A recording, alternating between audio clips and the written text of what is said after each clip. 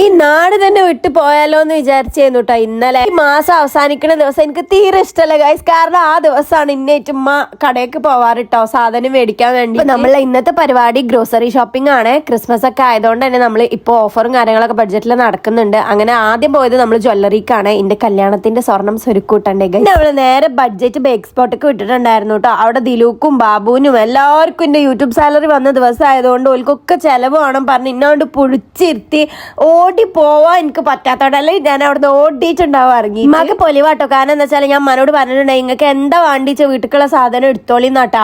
ബഡ്ജറ്റിന്റെ ഉള്ളിൽ കണ്ട് കയറിയത് അമ്മക്ക് ഓർമ്മ ഉള്ളു. അങ്ങനെ ഇതാ ബില്ല്, ഫുഡിന്റെ ബില്ല് എന്റെ കണ്ണൊന്നും തള്ളിയില്ല. ഞാൻ വിചാരിച്ച ബില്ലനെ ആയിട്ടുള്ളൂ. പിന്നെ ഞങ്ങൾ സാധനം മേടിക്കാൻ വേണ്ടി ബഡ്ജറ്റിന്റെ ഉള്ളിൽ കയറിയപ്പോ ക്രിസ്മസ് അപ്പം വന്നിട്ടുണ്ടായിരുന്നു. പിന്നെ അവിടെ നടന്നത് ഉമ്മച്ചിന്റെ ഒരു യുദ്ധമാണ് കേട്ടോ. ഉമ്മച്ചി അങ്ങോട്ട് കളത്തുകാണ്ട് കയറി പോയിക്കണ്. ഏതൊക്കെ വാങ്ങിക്കൂട്ടിയെന്ന് എനിക്ക് പോലും ഓർമ്മയില്ല. ഞാൻ ഒരു സൈഡിൽ കൂടെ ഇങ്ങനെ നടക്കേനിട്ടോ.